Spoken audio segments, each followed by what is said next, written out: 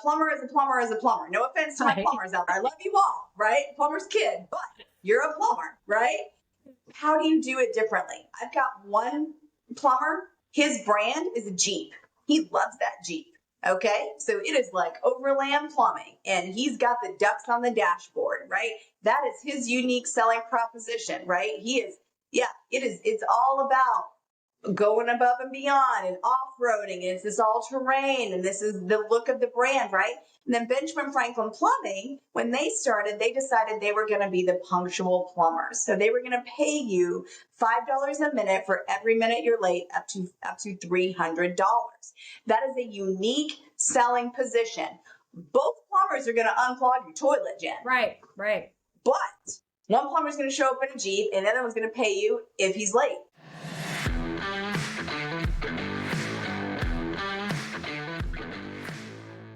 Welcome to another episode of the Starter Girls podcast. Wherever you are tuning in today, we are so glad to have you. I am your host, Jennifer Loading, and we are going to get this thing started. All right, so I want to open up with this. Marketing isn't just about visibility. It's about strategy, clarity, and making every effort count. My guest today has spent over 2 decades helping businesses cut through the noise and grow with purpose. And so I'm so excited to chat with her today. She's a friend. She's here locally in the Dallas area. This is going to be so much fun. But before I get her on here, I do need to do a quick shout out to our sponsor. This episode is brought to you by Walt Mills Productions. Need to add excitement to your YouTube videos or some expert hands for editing? Look no further. Walt Mills is the solution you've been searching for. Walt is not only your go-to guy for spicing up content, he's the force behind a thriving film production company with numerous titles in the pipeline. Always on the lookout for raw talent, Walt is eager to collaborate on film and internet productions. With a background deeply rooted in entertainment and promotion, Walt Mills leverages years of skills to give you the spotlight you deserve. Want to learn more about Walt and his work? Head on over to waltmillsproductions.net and let your content shine. All right. And with that, I want to make one more mention to head on over to startergirls.com. Why do you want to head over there? For a couple reasons. Actually, 3 good reasons. One, if you've missed any episodes, you can catch up. You can also join our community news where you can keep up with what is going on and you'll never miss an episode. And then lastly, we have an awesome quiz over there called the Success Block Quiz, where you can determine what your number 1 success block is that may be impacting your success. And it's free, it takes 2 minutes. So go over there and check it out. And again, that is startergirls.com. All right, we want to get our guest on the show today. So my guest, Amber Gaige, is a strategic marketing expert with over 20 years of experience helping businesses in competitive industries stand out and scale. As a daughter of a plumber and a 3rd-generation entrepreneur, she understands the unique challenges of home service businesses and uses data-driven strategies to drive sustainable growth. Amber's own entrepreneurial journey includes founding and scaling a company to private equity acquisition in just 5 years. Now, as the founder of Far Beyond Marketing and a certified story brand guide, she helps entrepreneurs, franchisees, and trade professionals simplify marketing and maximize profits. With a track record of delivering real results, Amber is the go-to expert for businesses looking to eliminate wasted efforts and achieve ambitious growth goals. So Amber, welcome to the show. I am so excited to have you here today. I'm so happy to be here with you, my friend. It's going to be fun. It's going to be fun. So the great thing I got to tell our listeners, one of the things I love about Amber, she was actually connected to me through somebody else, mutual contact, introduced us. And like the first time we got on a Zoom, we were like, oh my gosh, we have similar energies and passions. And it was like a ping pong match back and forth with us talking. And so we've been friends since. And I'm so thrilled to get her on here today and talk about her journey and what she's doing and how she's helping her clients achieve results and all that good stuff. So Amber, this is going to be fun. I'm excited. Yeah, I think the first time you and I chatted, we talked for an hour and a half and we went, oh my gosh, we gotta go. Yeah. I have a few friends like that in my world and it's fun. You know, I'm sure you find the same thing that not everybody absorbs our energy well. Yeah. But when we find our match, it's really good. And I don't know, sometimes I'm like exhausted when I'm done because it's like, oh my gosh, I found another person that has energy like I do. And it's like, it's good, but you're just tired when you're done, you know? That's right. Don't even need coffee. We're just high on life. Exactly. Yeah. So it goes. let's get this thing going. I want to talk about what you're doing. So tell us a little bit about, your marketing, like what all this is about for your clients and how you're helping them have success. Oh my gosh. So we love helping our clients have success. So we are all about creating real plans, customized approaches and strategies to help our clients win. Because everyone knows someone who's been screwed by marketing that didn't work. They've made that investment, right? They've been like, oh yeah, I wrote the check for this, or I tested that. And it's like, I didn't get a single thing out of it. And I hear that every day and it just breaks my heart. So what we do is we meet with every single client and we say, what are your goals? What's going on operationally? How can we help you move the needle? And then we actually match and create a plan for them with good strategies and tactics that are 100% transparent, 100% data driven, all based on our proprietary platform of the Four Season Marketing, which is my international best-selling book. And we help them to get their business to the next phase of where they want to be. And we hold their hand the whole time. We don't put them in a track and we're like, okay, thanks for signing up. Peace out. No, we're very much hands-on strategic marketing guides for our clients. I like that. Peace out. Yeah. No, that's important because marketing obviously is one of the most, important parts of your business. If you don't market, you have no business, right? And it is a tricky thing for a lot of people to master. I mean, I'm not going to lie, it is for me too. I think for all of us, it's learning how to connect, with your audience and finding out what it is they need, what pain points they're going through, and then how to deliver that message so that it speaks to them, right? Yeah, and you got to make sure that you're hitting the right people with the right message at the right time. And marketing is there's no silver bullet. Anyone that gives you a guarantee that says, "Oh, it's 100% going to work," they're just selling you oceanfront property in Arizona. I don't know, but no, I mean it's always a moving target. You have to figure out what's working in order, and then try it and test it again. Yeah.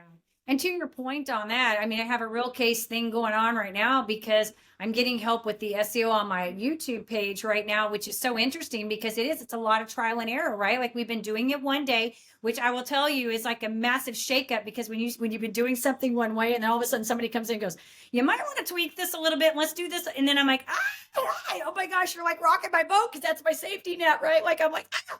But it's interesting because we're doing like a little bit of A/B testing to try to see like, hey, if this is the thing that people are clicking on, or is it this that people are clicking on kind of thing. And so it's interesting, but you're right. It is. There's no right way because the one thing you think may be the right thing, you may like it. It may be your thing, but it may not be what resonates with your people. And the one thing you put up, you'll be like, hey, I don't like that thing. And that's the one thing they like. They click on it and they latch onto, right?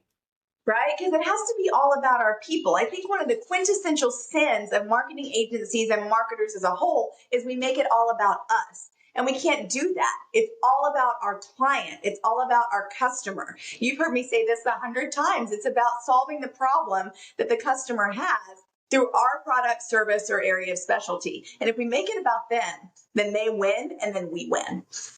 It's a lot to think about. And I'll tell you, like I may have shared this with you, or maybe I didn't. I did a mastermind over summer. I think I kind of shared with you, I was building out this offer suite. And it was so crazy because when I first built that course out, it was all like, okay, this is what I like. And I still love it. Don't get me wrong. I love that course. But when I got to the end of that, I was like, oh my gosh, I built this beast out. Now, who's my person? Who the heck is buying this thing? Like, right? I had to rethink this. And I remember her telling me, this was last summer. I remember her saying, I want you just to put that on hold right now. I know it's hard because you took it, just put it on hold. We need to engineer it backwards and figure out who the client is that we want to get to this level. And then I realized in order for me to do that, given the industry that I'm in, we had to build out this offer suite. It couldn't just be this big course because the person that was going to buy this big course is probably somebody kind of like me that would get that. And I really wanted to find a person and walk them through that journey to take them there. So I didn't really know all this at the time that I built that out. I started realizing that as I was going through and having these pain point moments where I'm going, okay, this is stupid. I built this out now and I don't even know who I'm selling it to. I don't even know who my avatar is. Like, right, I created it. I realized my avatar was me. It was me. It was the person that when I started this business, how did I get to where I am today? There was all this journey that I had to go through. So there are a lot of pain points in this whole marketing thing. And I think like if you can cut out, like we said in the bio, cut out some of that noise, right? And figure out how to be effective and address those pain points and find the right person, Miss Amber, find the right person that can help you do this. And I think it's very common for us to attract the kind of people that appreciate who we are, right? I mean, so it makes sense to me that your target demographic was someone like you, but you had to go through the process of making sure that you found the right person, and that was validated in your process. And I talk about that a lot. I'm like, look, target audience is so much more than gender, zip code, income, household. It's a psychographic. It's an approach to business. And that's why I say there's plenty of room for business to go around. We can all do the same thing and still have plenty of work, right? Because we're all going to attract a different audience when it comes down to it, because we're all different.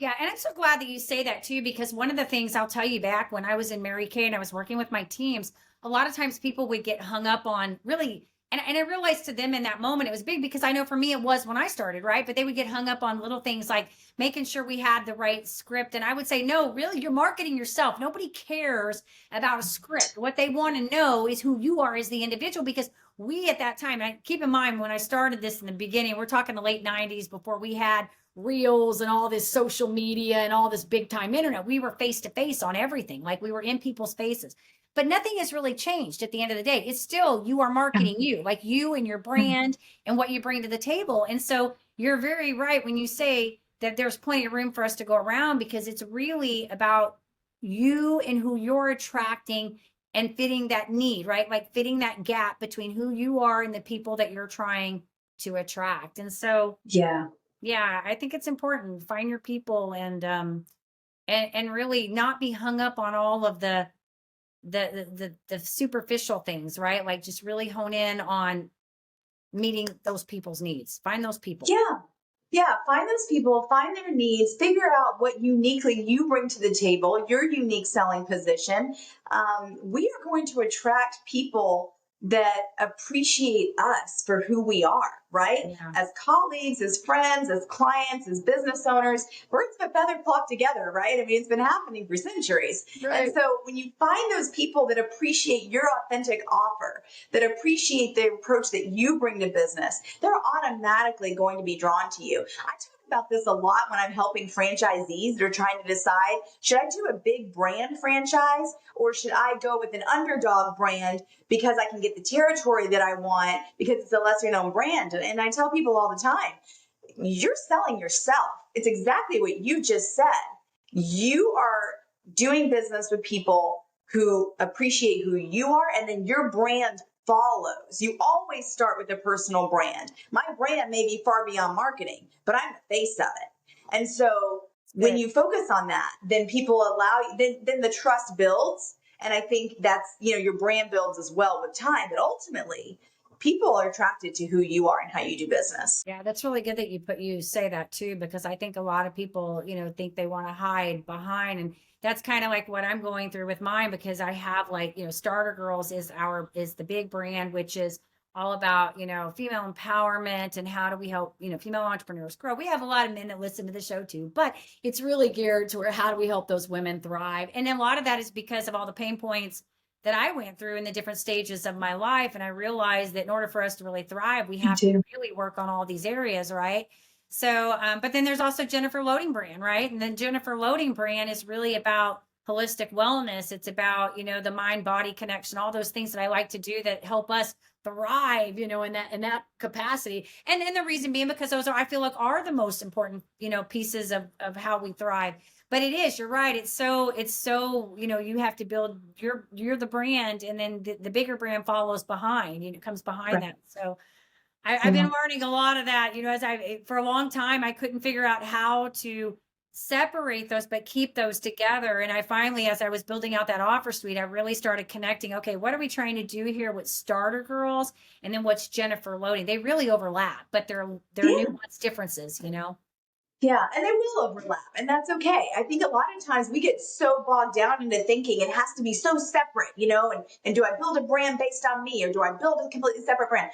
It's okay that it overlaps. It's completely fine. My 4 C's of marketing, that's the way that I do business underneath far beyond marketing. Why is it far beyond marketing? Because I want to be far beyond just a marketing person. I want people to win.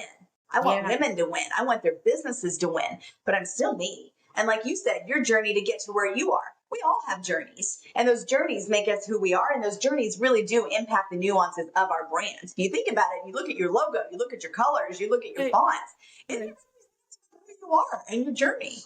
Yeah, no kidding. It really is. And that's the thing when you try to tell people, it's like, like I was trying to explain to somebody about the Starter Girls logo, and she was showing me these like purple, like really pastel colors, and they were beautiful, but I was cracking up because I was like, Jennifer's not a pastel kind of girl. We're not doing pastels. No. I need like bright yellow, bright pink, red. Like I am a bold kind of, it needs, I mean, I don't get me wrong, Amber, I'm all about like the I love like, Zen and the blue and weaving in like soft, but I'm like that soft sparky, like it's like, oh, this, I never even heard myself say that, the soft sparky, because I like I love my moments of calm, and I think we need to integrate that into the harmony.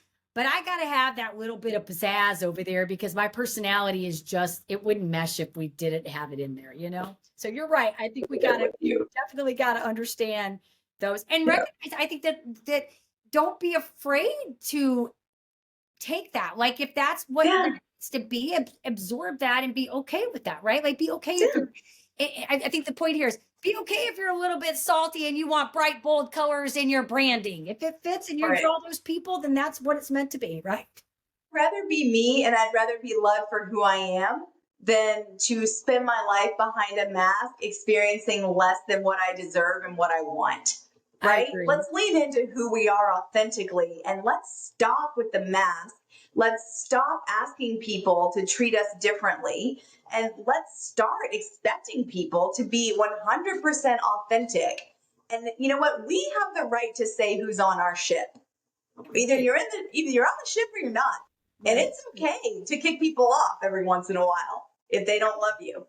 Yeah, no, and it's good that you're saying that too, because we're talking, when you talk about like, especially with new entrepreneurs, I think we've all been there. Like, we want to help everybody, right? Like, we get something and we're like, and I'm not going to lie and say that's been a thing with me too, because I like, obviously I told you I bring men on the show. I work very well with men and talking to them and engaging with them, and so I'm like, okay, but let's be real. Who are our people that buy a lot? It's women. Women are the buyers, right? We know this. Right. Now, men don't, they buy other things that they want. But let's say we're talking about personal development. We're talking about those things. A lot of that's going to fall into the women's space, right? And so I've had to really rethink that as I was doing my own push. It's like, okay, who am I trying to attract here? Because I'm talking, about things like holistic health and all of this. And I'm not to say men don't buy into that. But I think as us women, we're always looking for ways to weave in harmony into our life. And so I've had to really think about my positioning on that because I want to gravitate this way. And then I have to think about, well, who are the people that, so it's good that you're saying that because we can't serve everybody. We can't serve everyone. Who our people are because we can't, when we spread ourselves out, then it's hard to even brand our marketing in those areas, And the data science tells us too, Jen, that the more nuanced you are, the more niche down, the more you can charge, and the more of an expert that you are perceived to be in the market. So our fear is alienation, right? But it's actually the inverse. When you become super, super clear about who you are and who you serve, you make more money. Yeah, well, good. So are any of our entrepreneurs listening to this right now? You just heard it from the marketing girl. Niche your business down so that you can make more money and be seen as the expert in your field. So good. Yes. You said something earlier, Amber, which I kind of want to segue into because you mentioned earlier kind of about our journeys and how we get to where we are. And I've always said this on all the shows I talk about, our journeys are not linear. They're very non-linear, right? But the thing is if you start to like connect the dots between the things that we do and our experiences, you start finding these overlaps, right? And like just today, I made a comment to a friend. I said, I laugh about this, and I've shared this probably with you, that the very thing that I used to get in trouble for all the time was talking because I was a friendly kid and I had get done with my work and I'd make friends with this neighbor and the teacher would be like, Jennifer, oh, I'm telling you, straight A student, but always got in trouble for talking. And I find it so funny that this is the very thing that helps me, do what I do and the work that I do. And so there's this whole idea of our journeys and leaning into our strengths and all of those good things. But I want to talk about your journey and kind of how you got to this, what led you to doing marketing and branding and all of these things. So maybe kind of fill us in and our listeners in on that. Oh man, I'm laughing because I always got in trouble for telling other people what to do. And that's what I do for a living now. So it's like, oh yeah, look at You were the bossy. Hey, I was bossy too, so it's okay. You and I would have been bossing each other. All my friends are that. bossy. We would have all been like this That's kid. right. Just been nobody would have been listening because we'd have just been telling everybody what to do, you know? Pretty much, pretty much. I found something in my attic not too long ago, and it was this purple. I don't know if you remember Lisa Frank. There was this god awful like bright purple three ring binder, and it said the Hideaway Club President's Binder. You were the Amber you were the president. I was president. I was trying to rule the world then, you know. So it's like, you know, this is And who if we you are. want to be in the club, you got to join the Purple Binder Club. That's right. Like With know our your Lisa names Frank. in my binder. That's Yeah, right. I do remember Exactly. Lisa Frank, by the way. Yeah, yeah. But yeah, I'm a third gen entrepreneur. We talked about that before. I spent my life watching my family create their own path, create their own wealth. For me, yes, money has power and money is great. I don't think money is evil. But for me, freedom is what mattered more than money. I wanted to be able to, newsflash, call the shots. I wanted to be able to paint my own path. And so at first, when you're growing up in an entrepreneurial family and you're going through your youthful journey, you're like, I don't want to be anything like my family. I'm the odd duck out. I'm going to go do my own thing. So I actually traveled the world, spent a lot of time in Europe, sang internationally, have a degree in opera. And I really thought, I'm just going to go travel the world and I'm going to sing and I'm going to enjoy music. And that was great. And that was really fun for a while until you realize you're broke as crap. And you can't live that way. You can only live on the pot of a karaoke pot or purse for so long, right? So came back to the family business and worked there for many years, and then all of a sudden got the opportunity to start my own marketing company because we were doing marketing well. And other people were saying, "What are you doing? How is this working?" Yeah. And so I started a marketing company for other home services businesses. And then 5 years later, private equity called and they were like, "Hey, we like this concept, so we're going to buy it." And they interviewed all of us. It was a licensing agreement. So there was like 4 or 5 different branches of us at the time. And they flew us all up to Denver, Colorado. I remember being so nervous and scared to death because I was the only woman and I was under 35. And they had us all in this interview process about who was going to be the president of this new brand. And I got it. And they picked me. And I remember looking back on the plane ride, and it was one of those fly in, fly out days, you know? So you're flying in for the meeting and you're flying out that night. And I remember just sitting on the plane. I took my shoes off and I went, what the hell just happened? Oh my gosh. Like, I'm leaving the family business. I'm now going to run this brand nationally. I'm a 33, 34-year-old female, and I got a bunch of 60-year-old dudes working for me. How the hell am I going to do this kind of thing, you know? But it was an amazing, amazing journey to work in private equity and to learn how to work with people outside of a family business and respect all walks of life and work well with a lot of different personality traits and then really get into how to solve problems with businesses from all across the United States, all different sizes, all different brands, all different industries. And it was like my MBA. It really was, because I had to learn school of hard knocks, you know? Right.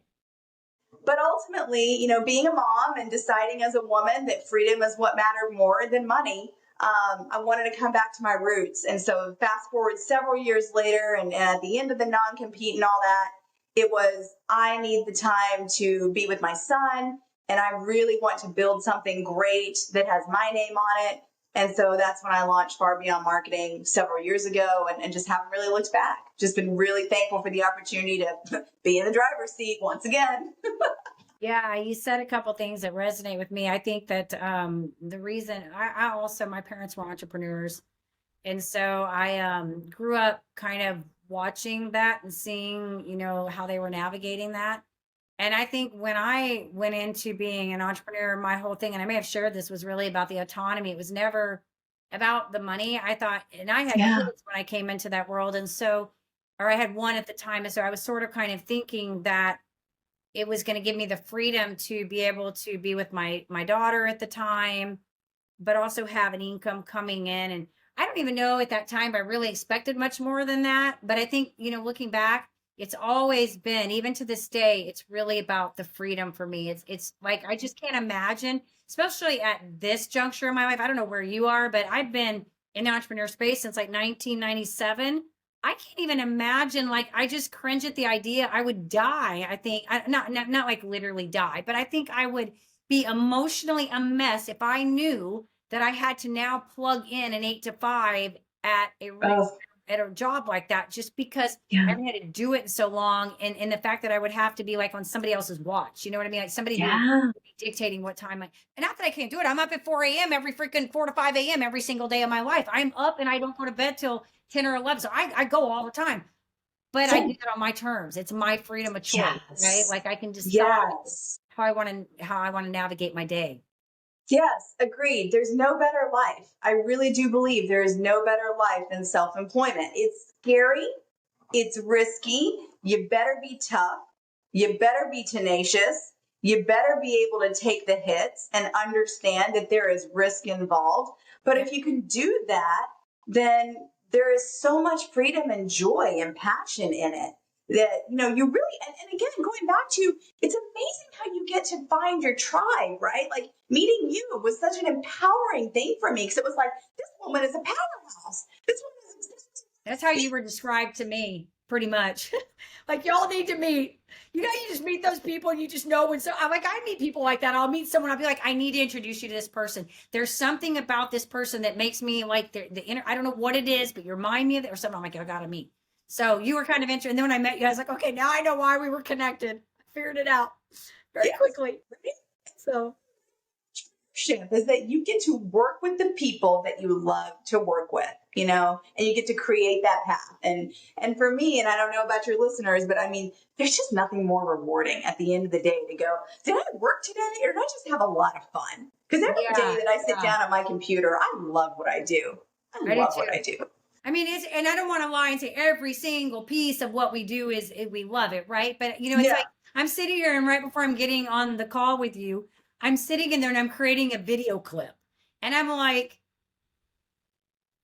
this is what I do. I mean, I'm creating a video clip to put on the thing. And I'm like, it's driving me nuts. I realized after I created it, I forgot to do something. So I have to start it over again. And that's the stuff that makes me mad. But I'm thinking, like I studied accounting. I could be doing numbers right now, sitting at a desk crunching numbers, So I'm not going to complain about the fact that I got to download the video again and put it up on there, put some captions on it, Because now that's not all I do. That's a piece of something I do. But that's what I'm working on right before I get on the call. And I'm thinking, this is kind of fun stuff. Like, especially when you find whatever it is that you enjoy doing. I don't know about you, but like for me, I like being creative. That's why I love these podcasts because I get to have a little bit of creativity in it. I get to kind of pick who's going to be on there, how we're going to frame the story. How do I want to make this look, And so I feel like there's a little bit of just, we get to kind of design all that, And so We do. I think that's what is fun about what we get to do as entrepreneurs is that we get to have fun. We don't have to say everything we do is, yes, you are going to work. And like you mentioned, all those things, you're going to work hard. You got to have tenacity, all of those things. But there's fun in this too. There is beauty in this that we get to do and create something that's ours.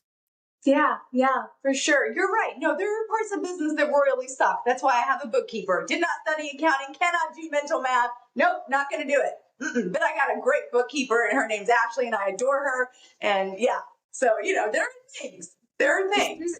Do delegate the things you are not good at when you can do that. Yes. I firmly agree. As soon as I got a little bit of help on the YouTube thing, I'm like, oh my gosh, now I freed up my Sundays a little bit. Now I'm not sitting there figuring out freaking stupid at keywords and show notes. Like don't get Amber. Seriously, we have Chat GPT and I'm using them and I'm still looking at this. This is the perfectionist in me. I'm looking at 4 titles and I'm going, which one do I pick? Now I just let somebody pick it. Just pick the title. Pick the freaking title for the podcast. I don't want to do it anymore. And you know what? It's take the monkey off my back now because guess what? I can relax. Somebody else is picking it for me. I don't have to do it. That's my point. Yeah. Delegate when you can. Okay. We need to totally agree with that. Right? If you're spending too much time doing things you're not good at, you need to figure out how to get somebody to help you do those things, right? Yeah, that's what you hate. Like, I mean, there's that great Brian Tracy book, like Eat the Frog.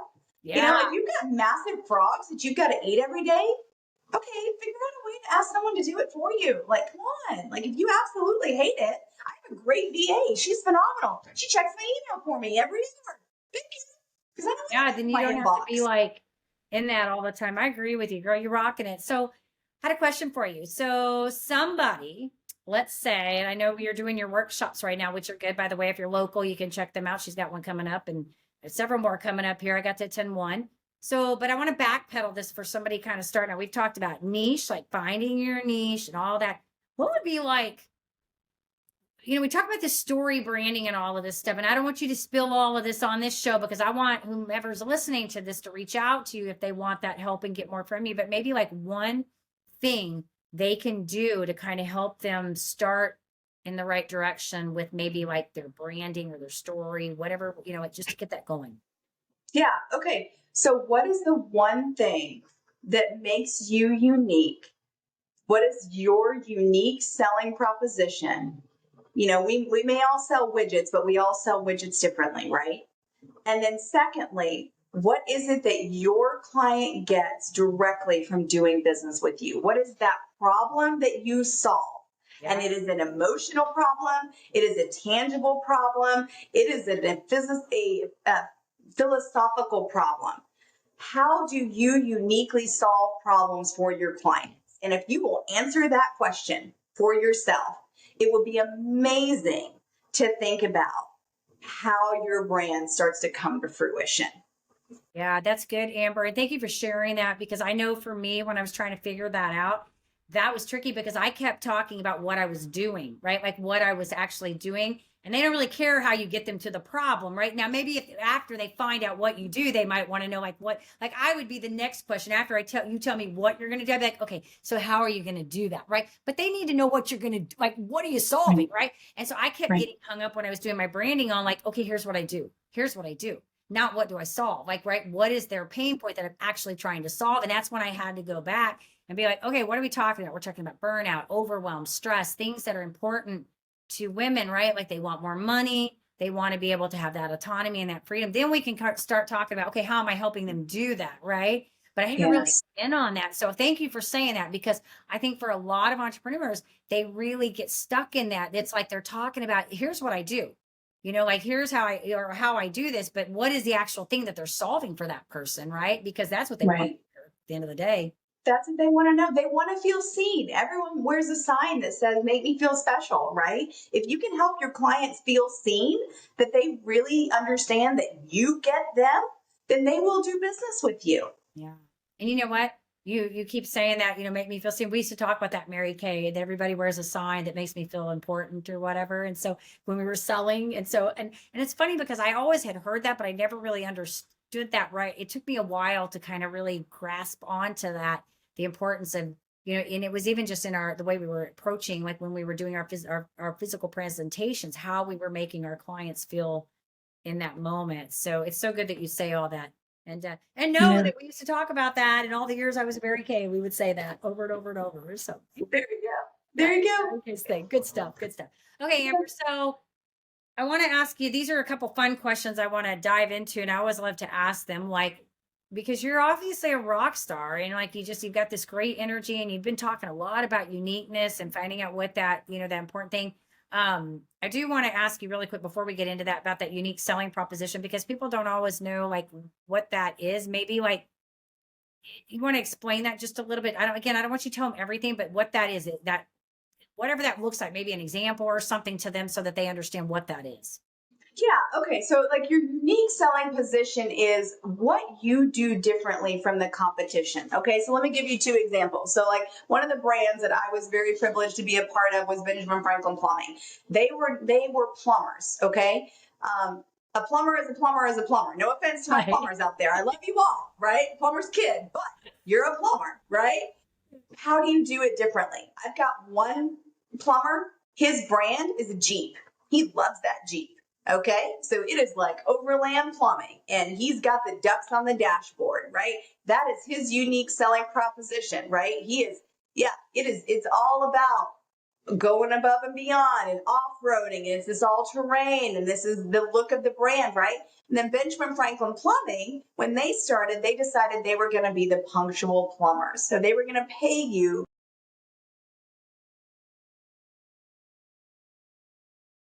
That is a unique selling position. Both plumbers are going to unclog your toilet, Jen. Right, right. But one plumber's going to show up in a Jeep and the other one's going to pay you if he's late. What matters more to you, the consumer? Do you want a fun brand that you can relate to? Nothing wrong with that. Cool. Call a Jeep plumber. Or are you a busy executive that doesn't have time to wait around, whose time is money, and you expect someone to compensate you for your time? Gosh darn it. Do you see how those two audiences, they have the same need? It's a clogged toilet, but it's two different motivational factors for the same service. Yeah, that's so good that you did that. Thank you. Because you know what? That is a hard thing for a lot of people. And I know, like, when I was building out mine, what I ended up doing is I ended up making mine. I created this 4-step system. Then and it's got a cute little name to it, but that was what I had to work on because when you talk about, like, okay, yes, we have Starter Girls and that's kind of a unique, the brand is unique and what we're kind of the energy behind that. But when I was trying to create, like, how am I creating this program or this course? Like, how do we drive people to this?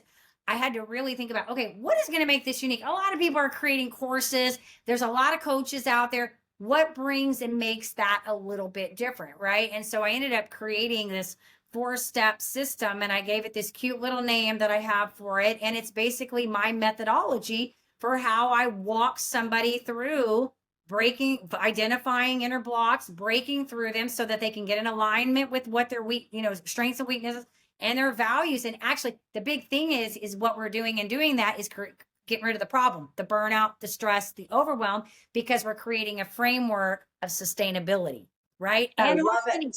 So yes, but I'm telling you, it took me 3 months of working with this mentor. You and I had met. I wish I would have known you. You probably could have helped me knock that out quicker.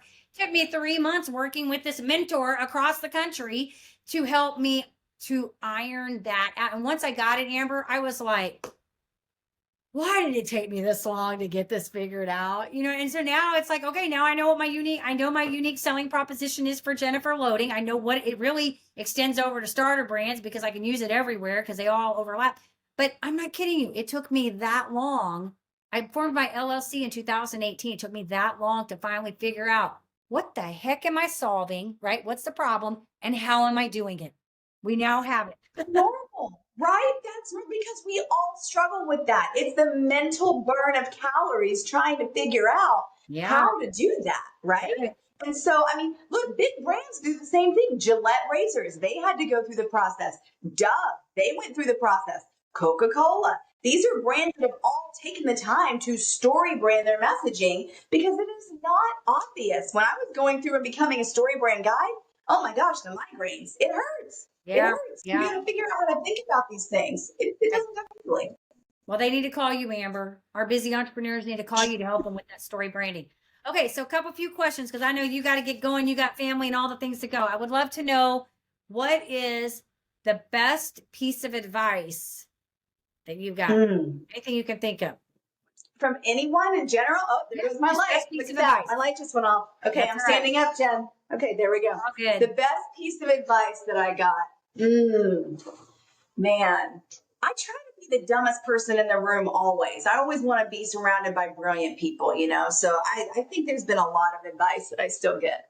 Let me see. Well, my grandmother always said, baby girl, God watches over fools and little children. I'm not going to tell you which one you are. That was goodness. kind. Love you too. The KISS rule, keep it simple, stupid. Yeah. I think when we overcomplicate things, we make things too difficult. And then honestly, the lesson that I've been learning recently, Jen, is who gets to be on my bus? It's that the Let Them Theory by Mel Robinson. I know that's, probably I shouldn't plug another book, but I'm an audiobookaholic. Totally can. No, absolutely. Oh my gosh, allowing people to be who they're going to be without taking the emotional ownership on myself of trying to control it. Let them. Yeah. Let them be them. And I'm going to be me. And I think when we apply that to business as well, there's a lot of freedom in that. Yeah. You said another thing we used to say in Mary Kay too, by the way, the keep it simple thing.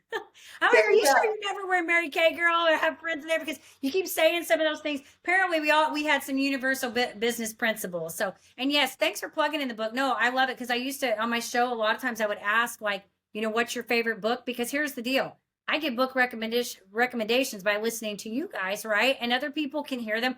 I don't care. Like, put it out there because I think, there's plenty of room to go around, and the more knowledge we can take in, that's what this is about, and that's why the show is really, I can say these things all day long. I mean, I've had to weather through all these different things we're talking about, even here in my own, my own business.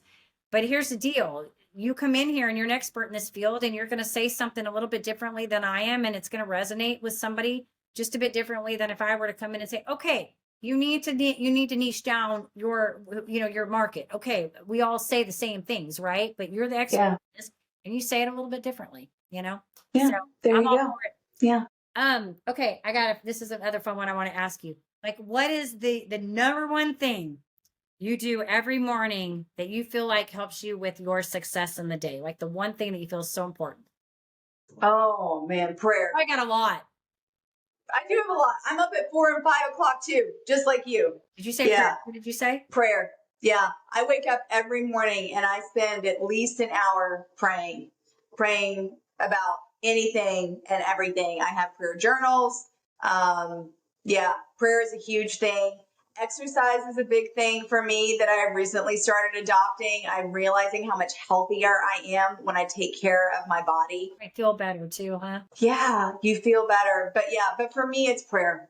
Awesome. Yeah, I think we all have our thing, but I'm like you. I mean, I have like a lot of things I do that I feel I'm very much a scheduled person now, which is so weird because I don't know that I was like that for many years. I think I sort of I've got rolled into that, into that role now. And I really value my mornings and stuff. So I'm with you on that, but I'm glad that, you do that.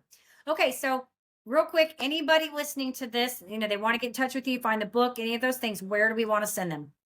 Sure. Go to farbeyondmarketing.com. The book is also available on Amazon. It's the Far Beyond Marketing Guidebook. Hit me up. I'm on all the Instagram profiles, social media profiles, anywhere we're online, but Far Beyond Marketing is where you'll find me and my amazing team. Perfect. Awesome, Amber. Well, listen, I know you have to get going to pick up a kiddo, so I don't want to keep you, but I do want to tell you thank you so much for all your wisdom, the chat. I appreciate you, adore you. You've got great energy and you're rocking it. So keep doing your thing and keep shining. Likewise, sister. Thanks so much for the privilege of being on your show. I am a huge Jen fangirl. Thank you. Awesome. Well, I love you. So to our audience, of course, we love you and appreciate you. And I hope that you found this episode both informative and inspiring. Hit Amber up if you need some help with branding. And of course, do all the things, share, like, comment, so we can keep sharing all of this fabulous content. And as I always say, in order to live the extraordinary, you must start. And every start begins with a decision. You guys take care, be safe, be kind to one another, and we will see you next time.